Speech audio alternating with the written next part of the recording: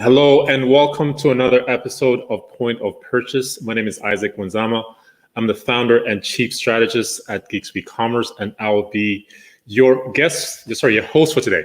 If you are watching us live on Facebook or LinkedIn or perhaps our own website, please drop us a note. Let us know where you are watching what you're watching from. I was happy to see where our guests are, and certainly if you do have any questions as well, share them there as well. Point of Purchase is a new live stream that is being presented by Geeks Commerce. And what we want to do every week is talk about business, talk about industry, certainly retail and e-commerce where we live. We'll examine industry news, talk about technology best practices, and share our experience. We spend a lot of time, obviously, working with companies in the space, and we're willing to share with that. We also want to bring in experts and folks who are the best in their domain to share their experience as well, and certainly share expert advice as well.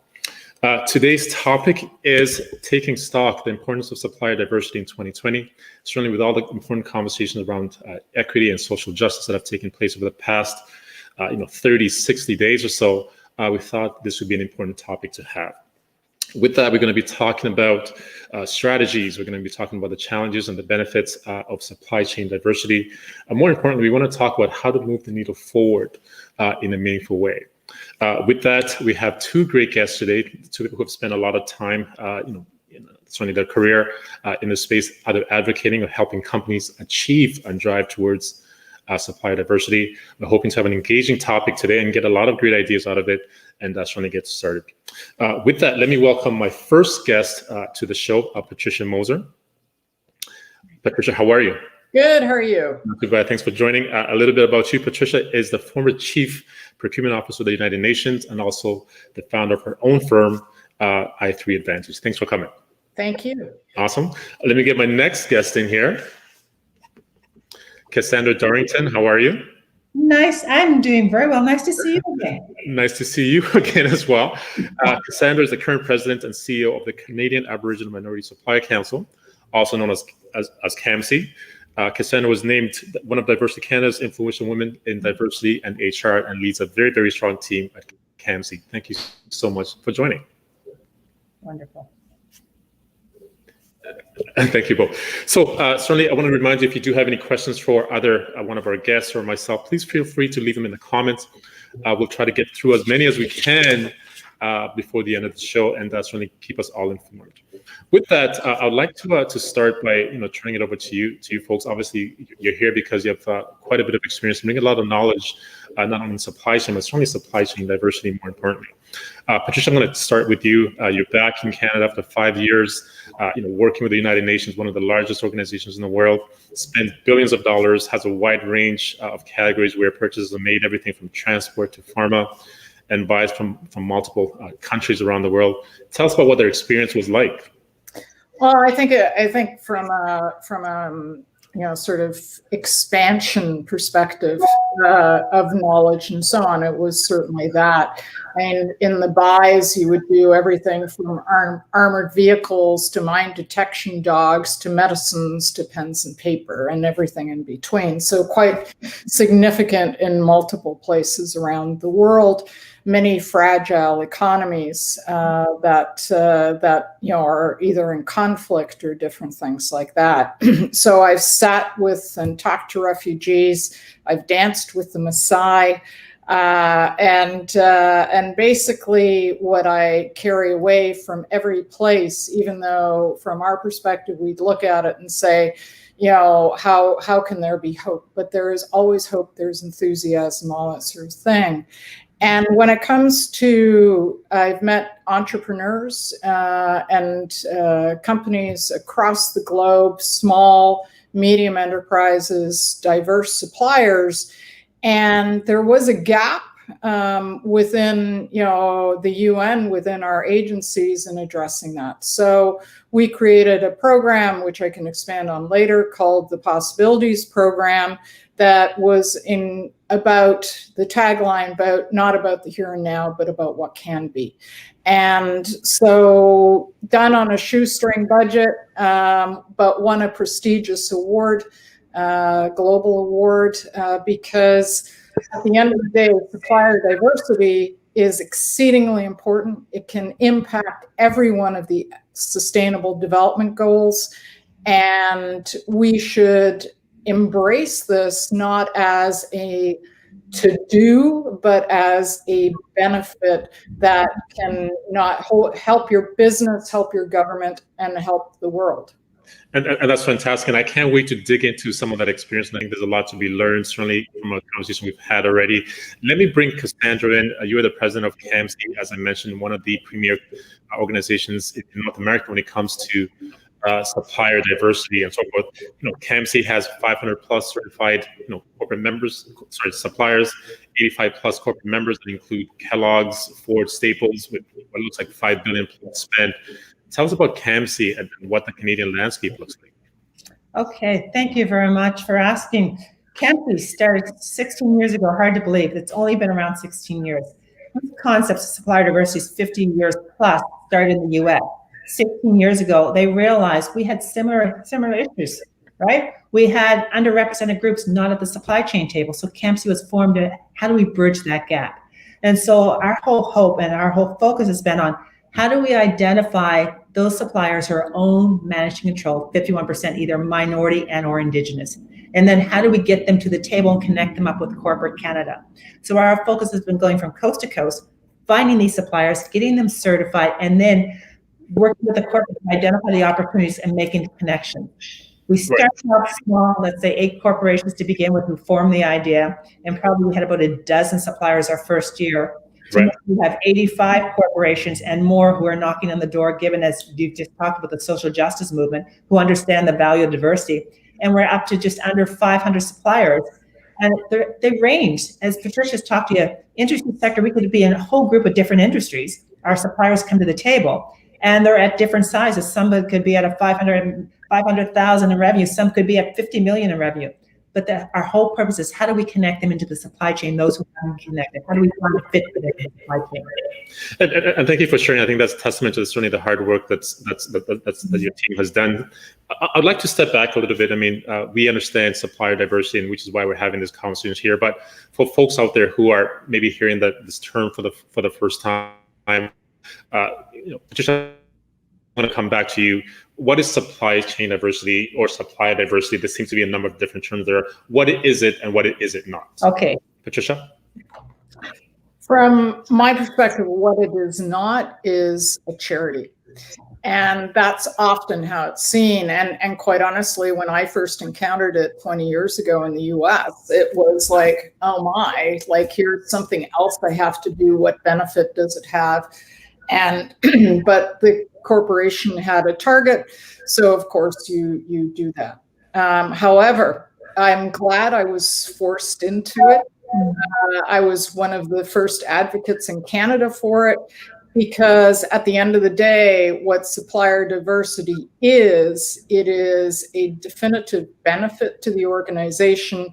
It provides these great suppliers who are innovative, responsive, and often, there's this myth that they're more expensive, but in one iteration, having used a supplier that I found at a CAMC matchmaking event, we actually saved 60% off a significant purchase.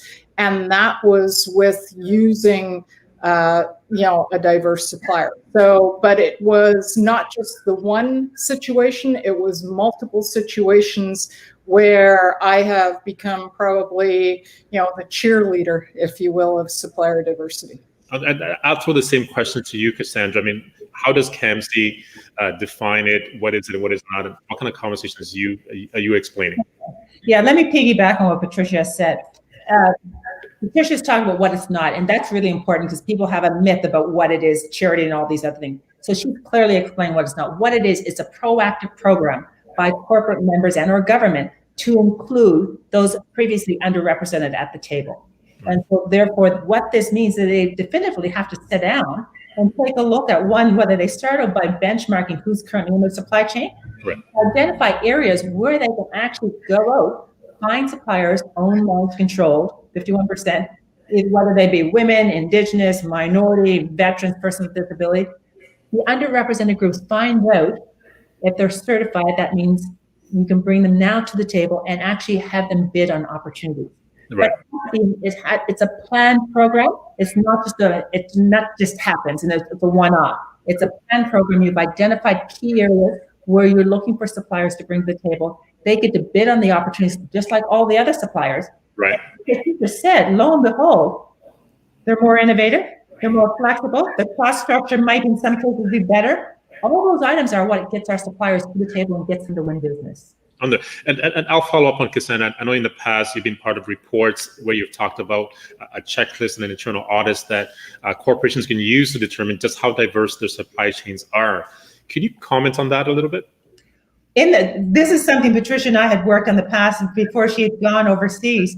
We actually had devised a benchmark tool that allows organizations to go up to, and they could use their top 200 suppliers, they can use the top 500, and that will allow them to identify whether these suppliers were owned, managed, and controlled by underrepresented groups. But this does not get done in isolation. This gets done with a program. This gets done with communication out to suppliers, so you know what I'm doing this for. I'm not just asking the ownership of the company just to ask. I'm asking it so it fits in line with the program I want to go forward with. Right. So once the organizations are able to identify where the minority suppliers are, sometimes they already have these minorities or indigenous suppliers within. And they can clearly say, okay, 2% of my supply base is already there. Other times they do the search and it's like, oh my God, I don't have any diverse suppliers on the inside. What do I do to begin? That's where we start to work with them to say, how do you actually identify what commodity groups or products or services, and we can connect you up and you can start that relationship. And Patricia, I'm going to come back to you on the whole notion of benchmarking and really analyzing, you're a large organization and you're really not sure whether or not you're doing this properly. What does benchmarking look like? Oh, you have to start simple because if you try to, sort of look at the elephant, you're kind of going, I can't do that. The idea is to first, as Cassandra said, measure what you got, because that is a key element of it. When suppliers are responding to solicitations, have them begin to self-identify. And the corporation or the government should have a list of what is a self-identification. And basically, the whole idea here is the whole thing is if what isn't measured doesn't matter. And so there is a key element of not only beginning to measure the amount of diverse suppliers that you have, measure the volume of spend, and then don't just say next year, oh, look, we've increased our supplier diversity spend by 50%. Well, what does that mean against your total spend? Because that could be just a really false approach to it. So you have to measure it against your total spend, and you have to set targets to encourage people and make those targets part of people's objectives. Because again, if it's just out there, and it isn't prioritized within the organization within people's objectives, it will lose its priority very quickly. Right, and I think this Cassandra, it seems like you wanted to jump in there. Yeah, I was just going to say, what Patricia's identified, we're talking tier one spend. So anyone who's listening, when we talk about tier ones, who I'm buying from directly, but we can also get down to tier twos and tier three spend. So as they're measuring spend, and they're trying to get diverse suppliers there, if I'm someone like a GM, my tier ones might is being able to get someone who can supply. I might not be able to find a diverse supplier at that level, but I can certainly work with my tier one to be able to say, we want you as well to have a program in place. So what I'm missing, you can get. You can actually reach out to those, so we can get suppliers at different levels into the supply chain. So, and it sounds there's a part of what KMC does is certainly prepare that side of the equation to ensure that those options are there when corporations are looking for that. So, and which brings me to a question for you, Cassandra, around KMC. Your mission is to champion business relationships and economic growth of the Canadian supply chain through inclusion of Aboriginal and minority-owned suppliers, which I think is an amazing mission. Could you talk about what some of those benefits are to these communities and what does that actually mean? Okay, for us, The whole purpose around sort of supplier diversity, and earlier you asked something, supplier diversity, you'll hear the terms inclusive procurement, you'll hear the term economic inclusion, you'll hear social procurement. Under all of that, we want to make sure that supplier diversity, we're really talking about diversifying your supply chain. The whole purpose, when I get a diverse supplier to the table, they tend to, and they start to grow their business, they tend to hire people who look like them. Right. So what we're doing is we're building economic wealth in that community. So we've certainly seen diverse suppliers grow in size of their employment levels. And so that enables, and they grow and they as well reinvest in the community. All that builds the benefits of what we see from a community or social perspective, an economic perspective. Right. From a corporation side, what happens if you miss, when we think of the startups, Indigenous women and minorities are doing startups at a faster rate than mainstream Canada. So if you're doing business and you haven't hit any of these new companies coming to the table, these startups, Right. you're potentially missing innovation and new opportunities that you as a business, you're just trying to have a straight, you're trying to drive profit or you're trying to have a particular mandate. If you miss this side of the equation, the opportunities are endless of what you've been able to miss. So the benefits of an organization, you get innovation, you get flexibility, it adds to your business, it adds to your bottom line. Right. And from the supplier side, you can actually build the economic wealth, build your community, and grow your business. Absolutely, and it's certainly very. I was going to comment on what the business case is, but certainly it seems like there's a very strong one there. Let's get into the mechanics of certification for vendors who may be watching this, saying, I want to be part of this. I want to come to the table. What does that look like for an organization in Canada or the U.S.? No, certification, and that's sort of your entry point in. I never want people to get sort of caught offline. This model has been based very much on the gold standard of the U.S. Right. And our model's online, 10-part process. And what it enables you to do is it goes through everything from sort of your tombstone information, who you are, your civic address, all that, but through to who are your officers in the organization, through to what are your commodities, what geographic territory do you cover, what is, when you're establishing, what's your incorporation papers, what's the share certificate. We go right through everything that allows us to identify ownership, management, and control of our business. Right. All online, you append all the documents to that. That goes through a process that the certification committee does that within a sort of 30 days to 60 days, you can be fully certified. Now you're available in the database that CAMC is promoting you. Our corporate members get to see you, and you're now out there we're marketing for you. If you're thinking in terms of that, we're marketing for you where you don't have to. So you're available out there. Right. You also have access to who the corporate buyers that we know of. So therefore, if you've targeted particular corporations, you now have a direct route into some of the key decision makers that you might not have had before.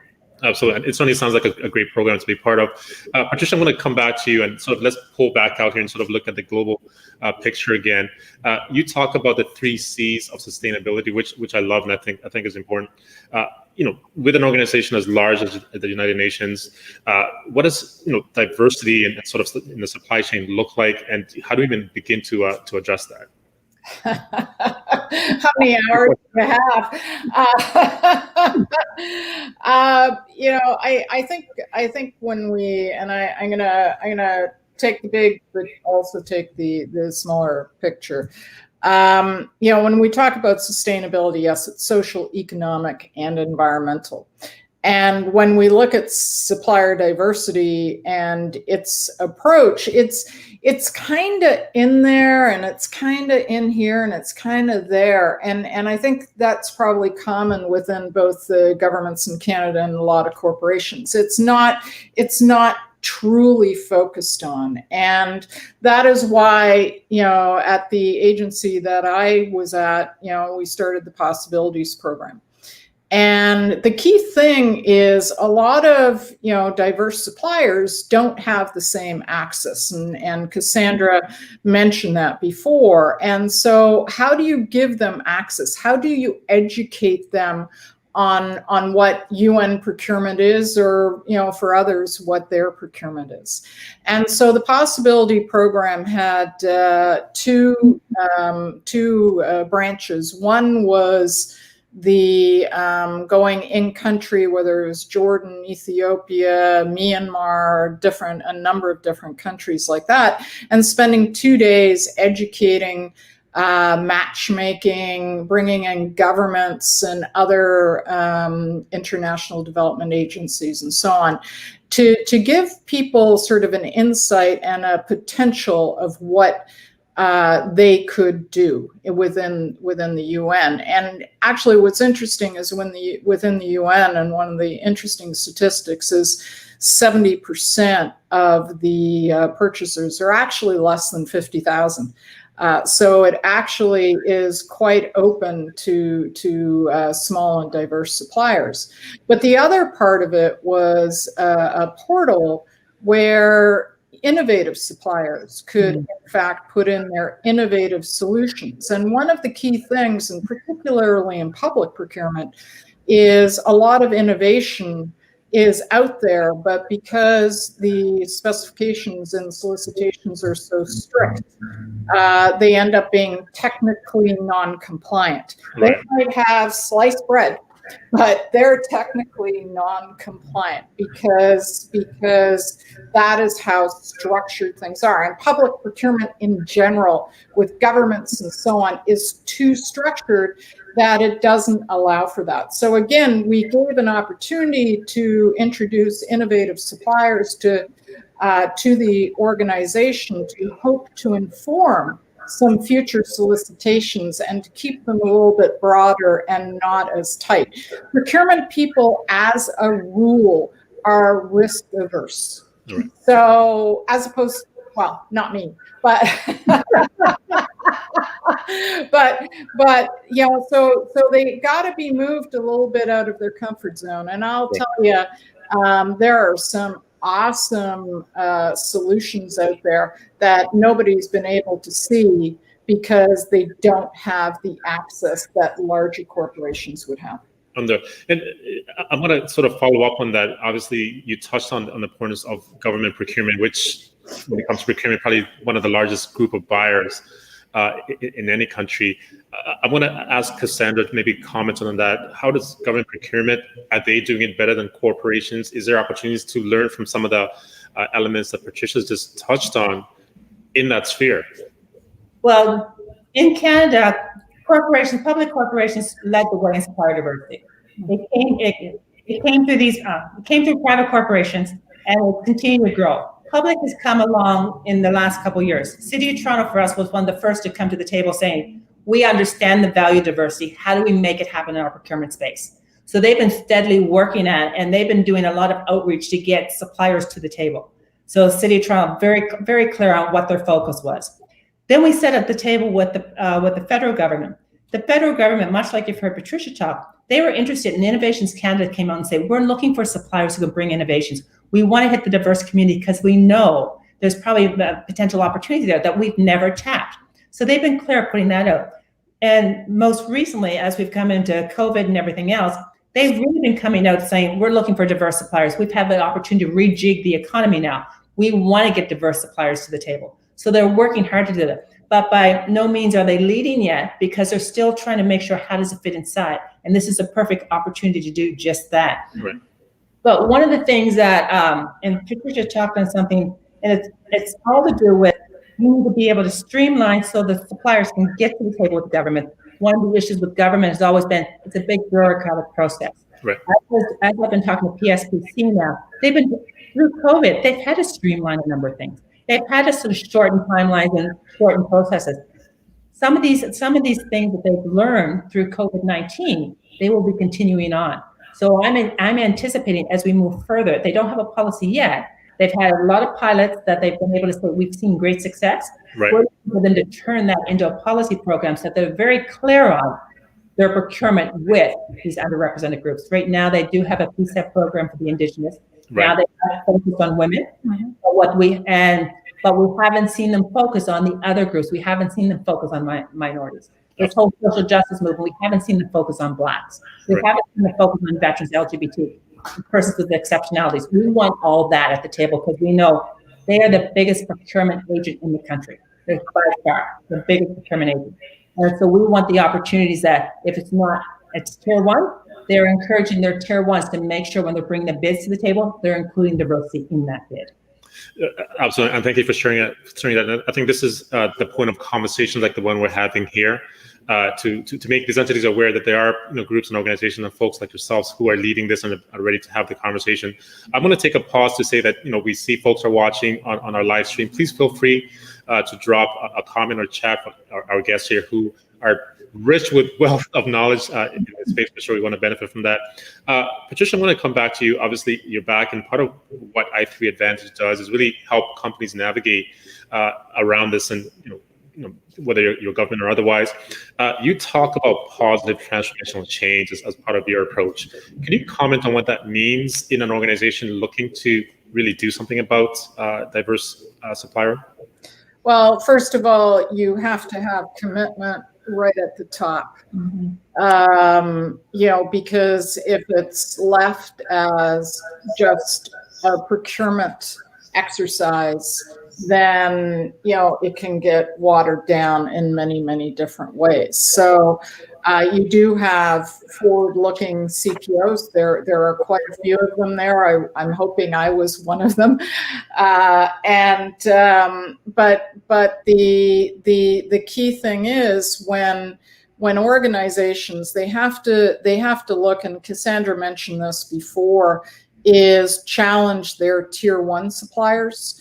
Understand where they are. You can even put requirements, which a lot of the US companies do, is that any tier one that bids on business for them has to have 30% or so forth diverse suppliers within fulfilling that requirement.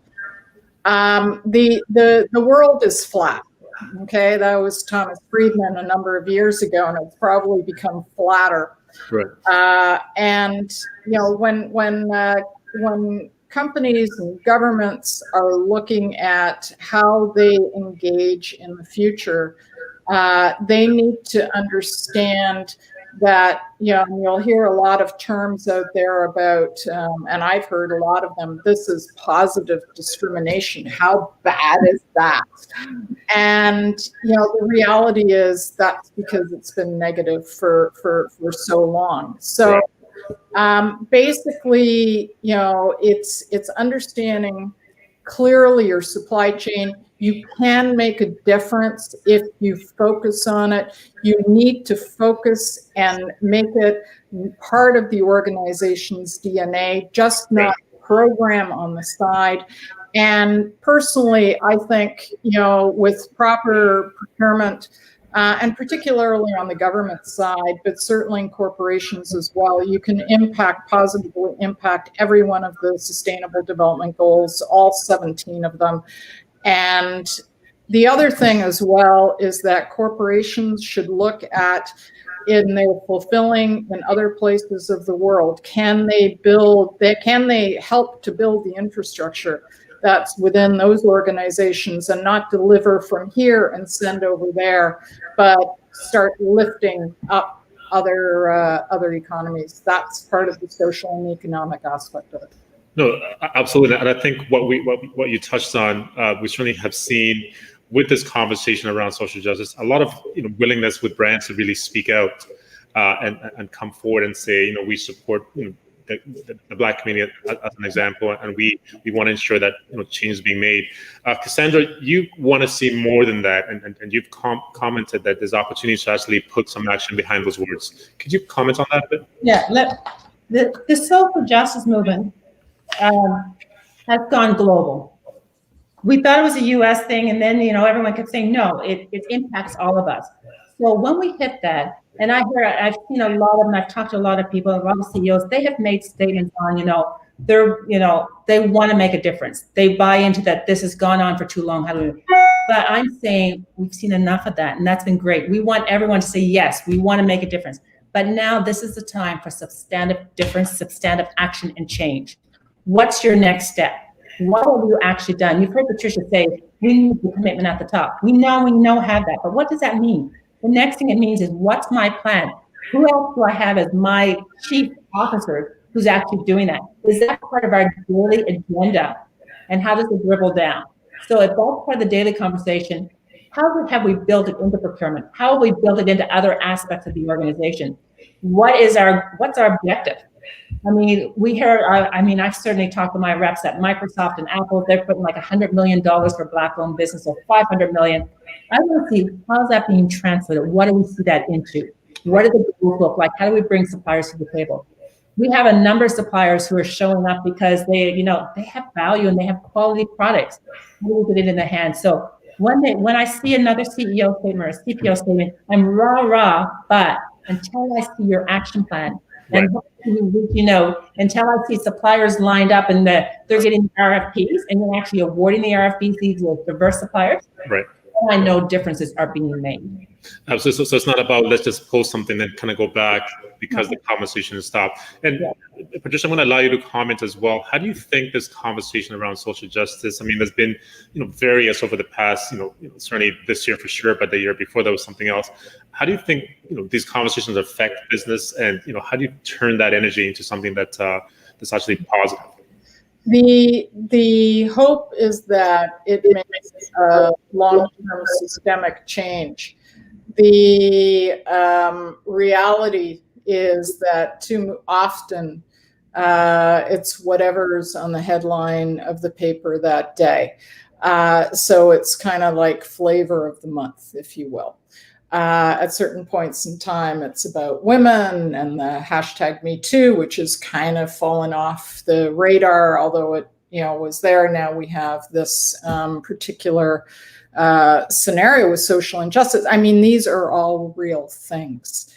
And, the only way, and this is where I go back and saying, companies can throw out, I wish I could, but companies can throw out $100 million and it's like, and it makes a headline and it's good press and it's good for the brand. But that's not long-term. That is dealing with the scenario that's been put forward short-term and saying, we care. Like I said, before that, it's easy to make the headline. And of course, we don't expect anybody to say, "Oh, well, we don't care about systemic racism," or we don't acknowledge it. Of course, everybody's going to come out and say, we don't want that. Right. But the scenario is like, basically put more behind it than just throwing out $100 million. And I'm not saying it's throwing it out. It's great to support, Black businesses and that sort of thing. But what does that mean in the long term? Because you can help build them up, but are you actually going to give them an opportunity to work with your organization? And how are you going to do that? The how is missing in so many conversations. Right. And the stepwise approach, to a certain extent, we've been waiting for the evolution to occur for a very long time. Perhaps it's time for a revolution.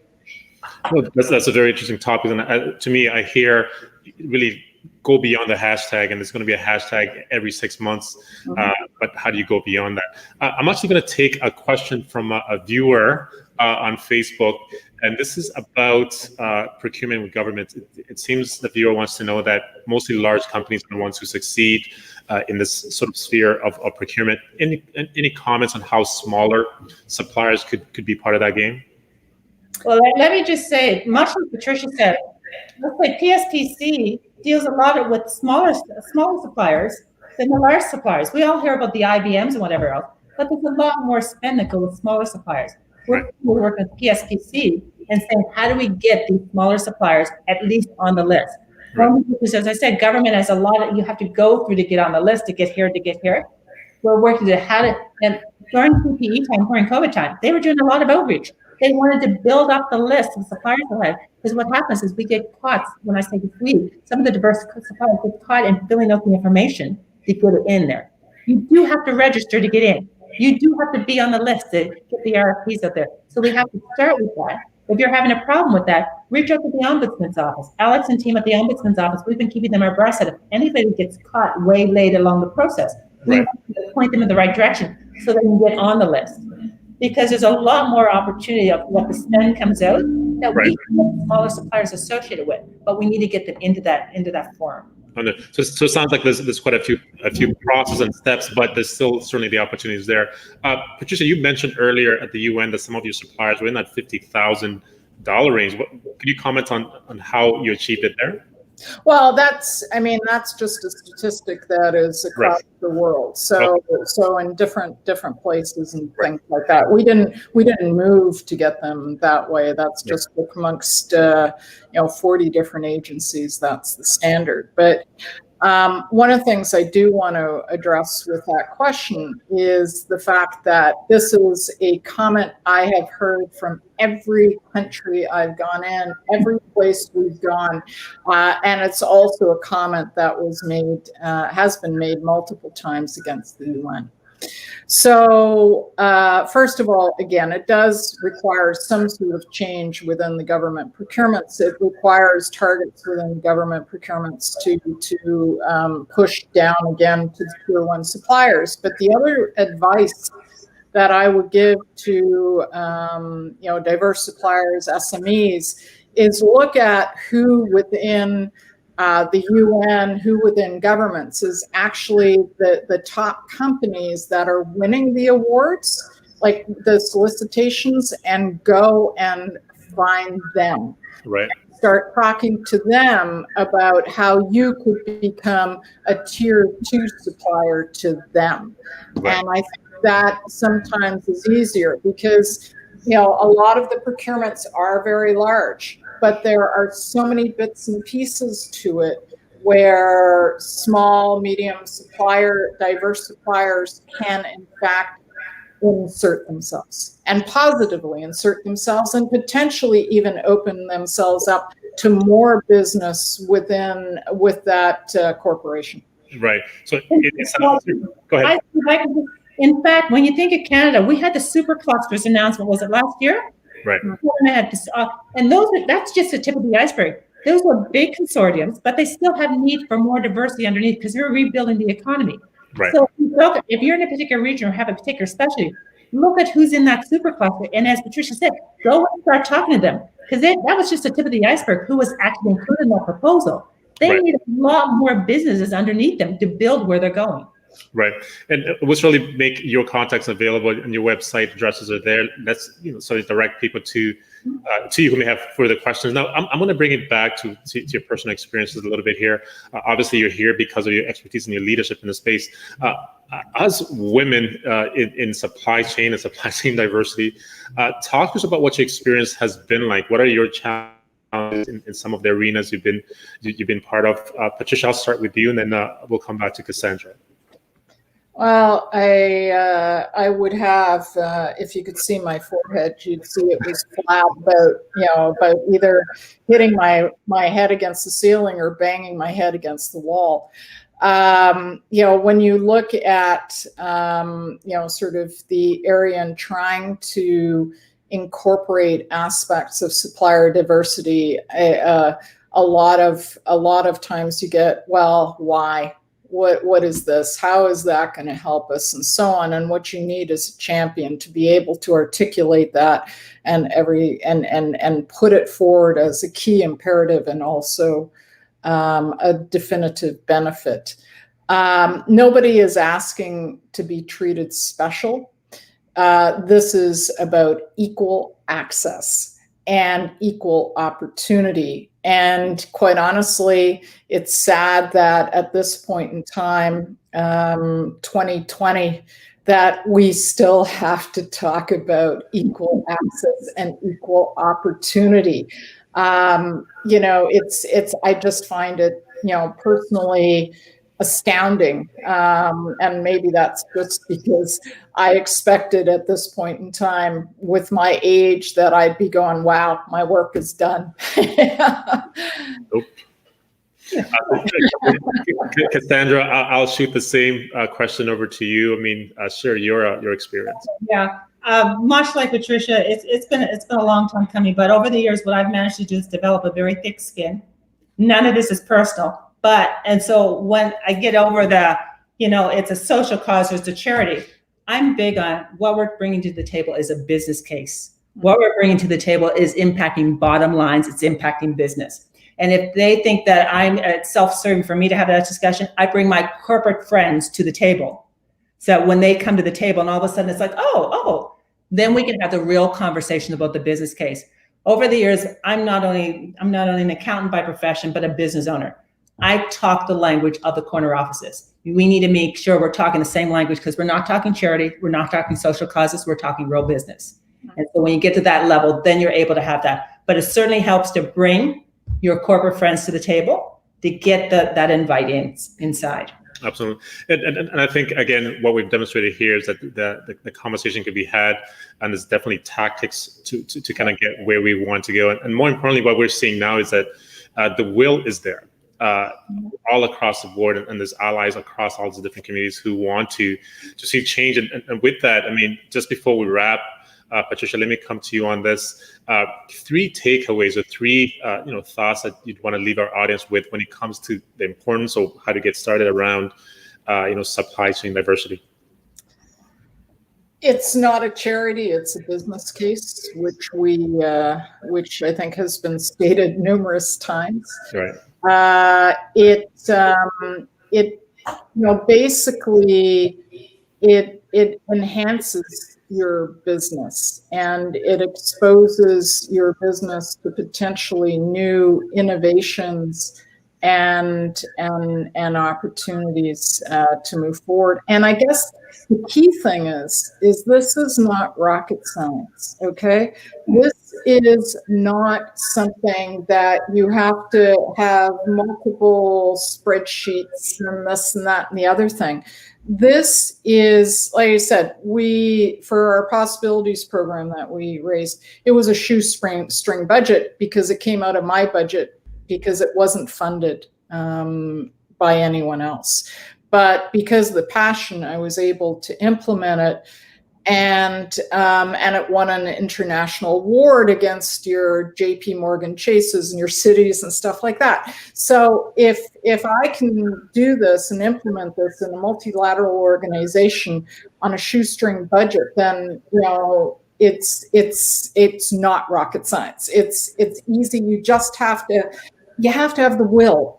You have to have the will to do it, and you have to have a long-term focus.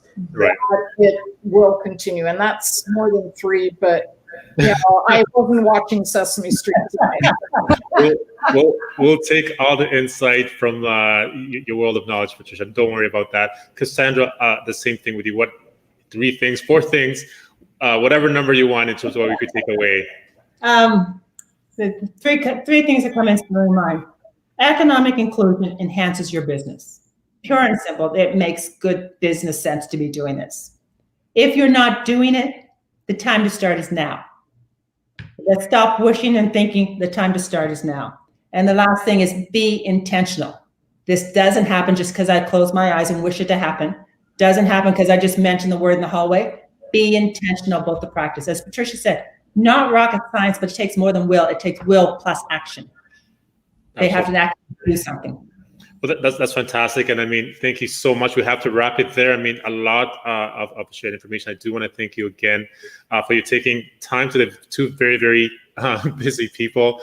And hopefully our guests and our audience really benefit for some of the knowledge shared here today.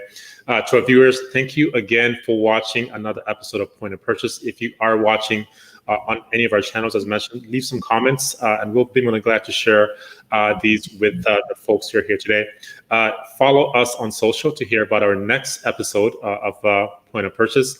And of course, I'll kick it over to our guests. How do we find out more, where to find you, Patricia? I3 Advantage. You can find me on LinkedIn. Please link to me. I write lots of blogs and have written about this topic as well. And my it's at Patricia J. Moser is my Twitter feed, although I'm tweet reluctant. But and then Patricia at i3advantage.com. Thank you so much, and I'm sure folks will be reaching out to you to benefit from your experience. Cassandra, I'll extend the same to you. How do we find out more about CAMC? www.camc.ca. We have a LinkedIn page. I myself am on LinkedIn because I have corporates reaching out across any venue as tall as possible. Right. So my team's out there always canvassing. So, and once you find us on LinkedIn or find me on LinkedIn, we can connect you into the network. Absolutely. Thanks again for joining us today, and have a great rest of your day. Thank you. You too. Thank you. Take care now. Bye-bye.